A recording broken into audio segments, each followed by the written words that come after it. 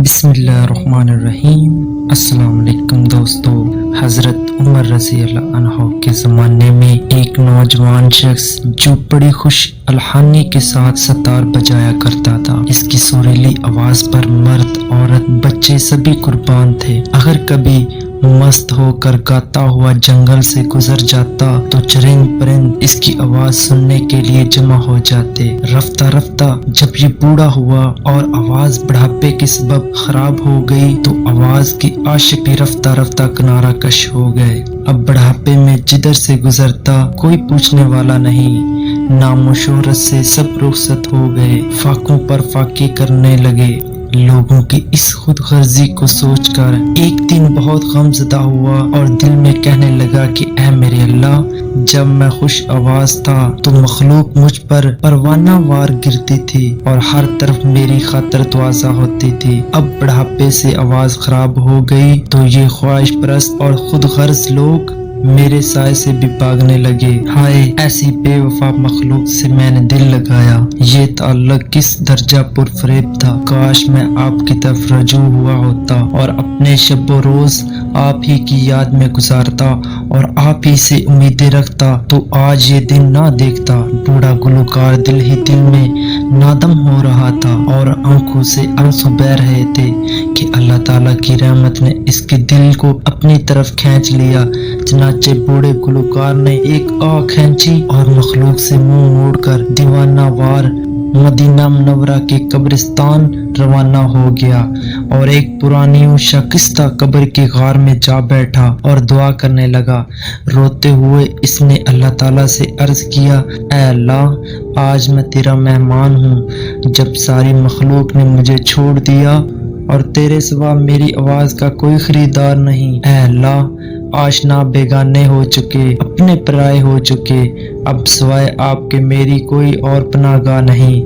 میں بڑی امیدیں لے کر آپ کی بارگاہ میں حاضر ہوا ہوں، اپنی رحمت سے آپ مجھے نہ ٹھکرائیے۔ پرانی قبر کے اس غار میں بوڑھا گلوکار اس طرح آہذاری میں مشغول تھا اور آنکھوں سے خون دل بہہ رہا تھا کہ اللہ تعالیٰ کا دریائے رحمت جوش میں آیا اور حضرت عمر رضی اللہ عنہ کو الہام ہوا کہ اے عمر، میرا فلاں بندہ جو اپنی خوش آوازی کے سبب زندگی بھر مخلوق میں مقبول و محبوب رہا اور اب بڑھاپے کی وجہ سے آواز خراب ہو جانے سے ساری خلقت نے اسے چھوڑ دیا ہے اور اس کے روزگار کے ذرائع کا ختم ہونا اور ناکامی کا غم اس کی ہدایت کا اور میری طرف رجوع کا سبب بن گیا ہے۔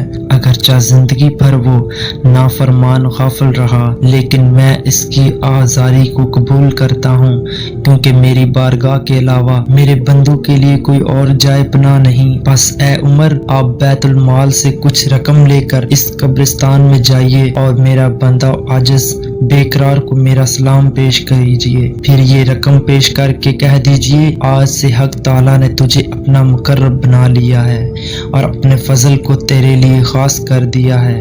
اب تجھے غمزدہ ہونے کی ضرورت نہیں اور نہ ہی مخلوق کے سامنے ہاتھ پھیلانے کی ضرورت ہے۔ اے عمر، میرے اس بندے کو کہہ دیجیے، حق تعالیٰ نے ہمیشہ کے لیے غیب سے تیری روزگاری کا انتظام کر دیا ہے۔ حضرت عمر رضی اللہ عنہ نے جس وقت غیب سے یہ آواز سنی تو بے چین ہو گئے، فوراً اٹھے اور بیت المال سے کچھ رقم لے کر قبرستان کی طرف چل دیے۔ وہاں پہنچ کر دیکھتے ہیں کہ ایک پرانی ٹوٹی قبر کی غار میں ایک بوڑھا آدمی ستار لیے ہوئے سو گیا ہے۔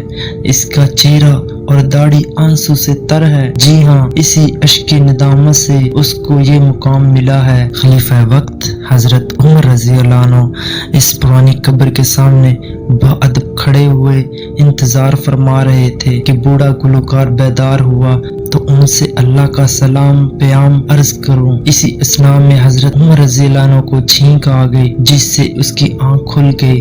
خلیفۃ المسلمین کو دیکھ کر مارے خوف کے وہ کانپنے لگا کہ اس ستار کی وجہ سے نہ جانے آج مجھ پر کتنے درے پڑیں گے، کیونکہ عہد خلافت عمر رضی اللہ عنہ میں درہ فروخی کی بڑی شہرت تھی۔ حضرت عمر رضی اللہ عنہ نے جب دیکھا کہ گلوکار کانپ رہا ہے تو ارشاد فرمایا کہ ڈرو نہیں، میں تمہارے رب کی طرف سے تمہارے لیے بہت بڑی خوشخبری لایا ہوں۔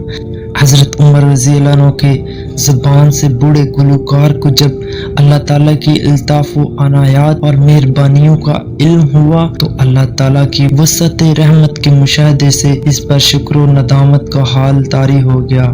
غلبہ، حیرت اور شرمندگی سے کانپنے لگا، اپنے ہاتھ کو ندامت سے چبانے لگا اور اپنے اوپر غصہ ہونے لگا۔ اپنے غفلت اور حق تعالیٰ کی رحمت کا خیال کر کے ایک چیخ ماری اور کہا، اے میرے بے مثل آقا، اپنی نالائکی اور غفلت کے باوجود آپ کی رحمت بے مثال کو دیکھ کر میں شرم سے پانی پانی ہو رہا ہوں۔ جب بوڑھا گلوکار خوب رو چکا اور اس کا درد ہاتھ سے گزر گیا، اپنے ستار کو غصے سے زمین پر پٹک کر ریزہ ریزہ کر دیا اور اس کو مخاطب کر کے کہا، تو نے ہی مجھے اللہ کی محبت و رحمت سے دور رکھا تھا، تو نے ہی 70 سال تک میرا خون پیا، یعنی تیرے ہی سبب نافرمانی کرتے کرتے بوڑھا ہو گیا اور تیرے ہی سبب میرا چہرہ اللہ کے سامنے سیاہ تھا۔ اس بوڑھے شخص کی گریبانزاری اور آہ و بکا سے حضرت عمر رضی اللہ عنہ کا کلیجہ منہ کو آ رہا تھا اور آپ کی آنکھیں اشک بار ہو رہی تھی۔ آپ رضی اللہ عنہ نے فرمایا، اے شخص، تیری گریبانزاری تیری باطنی ہوشیاری کی دلیل ہے، تیری جان اللہ تعالیٰ کے قرب سے زندہ اور روشن ہو گئی ہے، کیونکہ اللہ تعالیٰ کی بارگاہ میں گناہگار کی آنسوں کی بڑی قیمت ہے۔ حضرت عمر رضی اللہ عنہ کی صحبت مبارکہ کے فیض سے وہ گلوکار پیر طریقت ہو گئے اور اولیاء اللہ کی صف میں شامل ہو گئے۔ اس واقعہ سے معلوم ہوا کہ انسان کو اپنی کسی بدحالی کی وجہ سے نا امید نہ ہونا چاہیے اور ہمیشہ اللہ تعالیٰ کی رحمت سے امیدوار رہنا چاہیے۔ اس واقعہ سے یہ بھی معلوم ہوا کہ اللہ تعالیٰ کے سوا جتنے تعلقات ہیں سب فانی ہیں اور ان میں کچھ بھی وفاداری کا مادہ نہیں، صرف اللہ ہی کی ذات پاک ایسی کریم اور حی القیوم ہے جو ہر حال میں اپنے بندوں کی خریدار ہے۔ البتہ وہ محبت اور تعلق جو کسی کو کسی سے صرف اللہ ہی کے لیے ہو وہ اللہ تعالیٰ ہی کی محبت میں داخل ہے۔ اس واقعہ سے ہمیں یہ بھی سبق ملتا ہے کہ عاجزی و انکساری، توبہ و استغفار کی اللہ تعالیٰ کے نزدیک بہت قدر و قیمت ہے کہ زندگی بھر کی نافرمانی کو مٹا کر اللہ تعالیٰ کے انتہائی قریب کر دیتی ہے۔ اللہ تعالیٰ ہم سب کے دلوں میں اپنا ڈر اور آقا حضرت محمد صلی اللہ علیہ وسلم کا عشق ڈالے۔ پیارے دوستو، اگر ویڈیو پسند آئی ہے تو چینل کو سبسکرائب کر دیں، ویڈیو کو لائک کر دیں۔ آپ کا بہت شکریہ۔ اللہ حافظ۔